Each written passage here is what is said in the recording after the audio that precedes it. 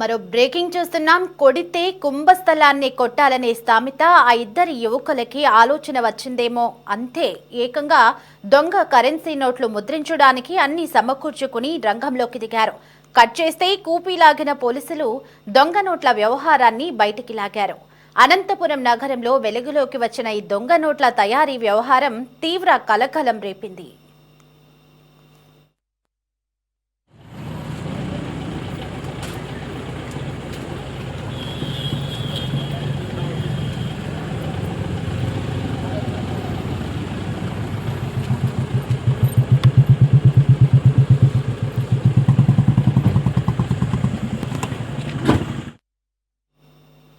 అనంతపురంలోని శారదానగర్లో ఓ ఇంటిలో రాజు, సురేష్ అనే ఇద్దరు యువకులు దొంగ నోట్లను ముద్రిస్తున్న సమయంలో విజయవాడ పోలీసులు పట్టుకున్నారు.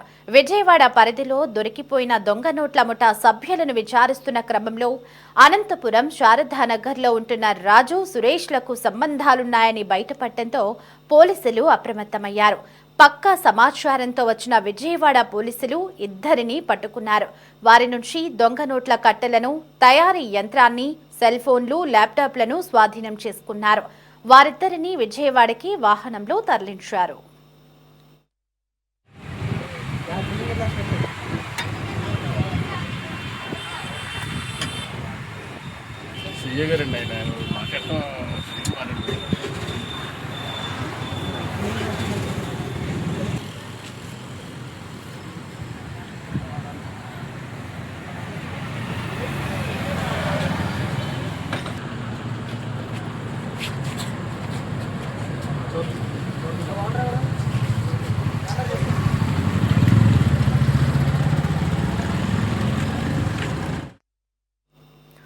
రైట్గా ఇదే అంశానికి సంబంధించి మరింత సమాచారం మా కరెస్పాండెంట్ నాగేంద్ర ఫోనింగ్ లో అందించడానికి మనకి అందుబాటులో ఉన్నారు.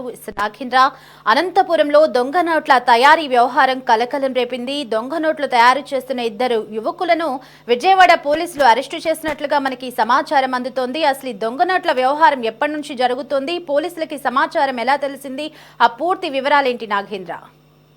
ఇవి అనంతపురం నగరంలోని శారదానగర్ లో ఓ ఇంటిలో దొంగ నోట్ల ముద్రణకు ఓ ముఠా దీనికి పూర్తిగా కట్టుబడింది. అయితే వీళ్ళు విజయవాడకు సంబంధించిన వాళ్ళుగా పోలీసులు గుర్తించారు. అయితే ఇక్కడ అనంతపురం నగరంలో వాటిని నకిలీ నోట్లను ముద్రించి విజయవాడలో దానిని సేల్ చేస్తున్నారని చెప్పేసి వాళ్ళకి తెలిసింది. అంటే విజయవాడ పోలీసులు నకిలీ నోట్లని అక్కడ ఆధారంగా ఎక్కడైతే దొరికాయో వాటి ఆధారంగా వాళ్ళకి ఎవరు అమ్మారని అక్కడ ఎవరైతే దుకాణదారులు ఉన్నారో వాళ్ళ ద్వారానో అలా పలు చోట్ల విచారించారు. ఇవి మాకు పలానా వ్యక్తుల నుంచి వస్తున్నాయి అని చెప్పేసి చెప్పడం జరిగింది. అయితే ఆ వ్యక్తులు ఎవరు, ఎక్కడి నుంచి వస్తున్నారని పూర్తి ఆరాధేగా విజయవాడ పోలీసులు ఎక్కడా మర్మం బయటకు వదలకుండా దానిపైన పూర్తిగా కాన్సన్ట్రేషన్ చేశారు. అయితే వీళ్ళు అనంతపురం నుంచి చేస్తున్నారు, విజయవాడ సంబంధించిన వాళ్ళతో అనంతపురంలో ఉన్నటువంటి ఇద్దరు యువకులు కలిసి చేస్తున్నారనే ఉద్దేశంతో వాళ్ళు శారదానగర్ కి అనంతపురం 1 టౌన్ పోలీస్ పరిధిలో రావడంతో 1 టౌన్ పోలీసులు కూడా ఇక్కడ ఆశ్రయించారు విజయవాడ పోలీసులు. ఇక్కడికి వచ్చిన తర్వాత ఇక్కడ లోకల్ గా ఉన్నటువంటి పోలీసులు కూడా కరెక్ట్ సమాచారం అందింది. ఏ ఇంటిలో చేస్తున్నారు, ఎక్కడ చేస్తున్నారు దానిపై పూర్తిగా వాళ్ళు శారదానగర్ లో చేస్తున్నారు అనేసి విజయవాడ పోలీసులు చెప్పడంతో ఆ సమాచారం మేరకు అనంతపురం 1 టౌన్ పోలీసులు కూడా పూర్తిగా ఆరా తీశారు. శారదానగర్ లో ఏ ఇంటిలో చేస్తున్నారు, ఎంతమంది చేస్తున్నారు, దీనికి ఎవరెవరు తోడ్పాటు ఉన్న దానిపైన పూర్తిగా విజయవాడ పోలీసులు ఇచ్చిన సమాచారం మేరకు వీళ్ళు కూడా లోకల్ పోలీసులు కూడా సహకరించి వాళ్ళకి చెప్పడం జరిగింది. అయితే విజయవాడ పోలీసులు ఇద్దరు వ్యక్తుల్ని అదుపులోకి తీసుకున్నారు. అక్కడ ఉన్నటువంటి ల్యాప్టాప్లు కావచ్చు, సెల్ ఫోన్లు కావచ్చు, ఆ దొంగ నోట్లకు సంబంధించినటువంటి యంత్రాలు ఏవైతే ఉన్నాయో వాటిని స్వాధీనం చేసుకుని వాళ్ళ ఇద్దరిని కూడా విజయవాడ తరలించడం జరిగింది.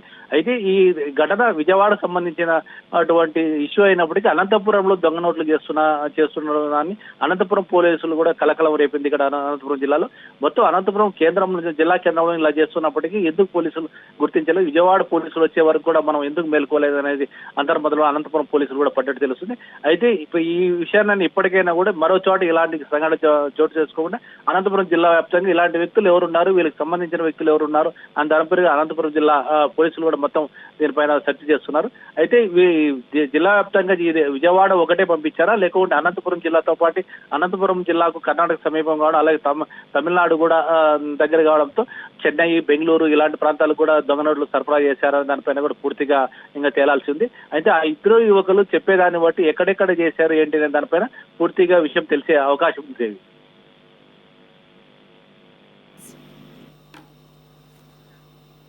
Right Nagendra, thanks for the updates.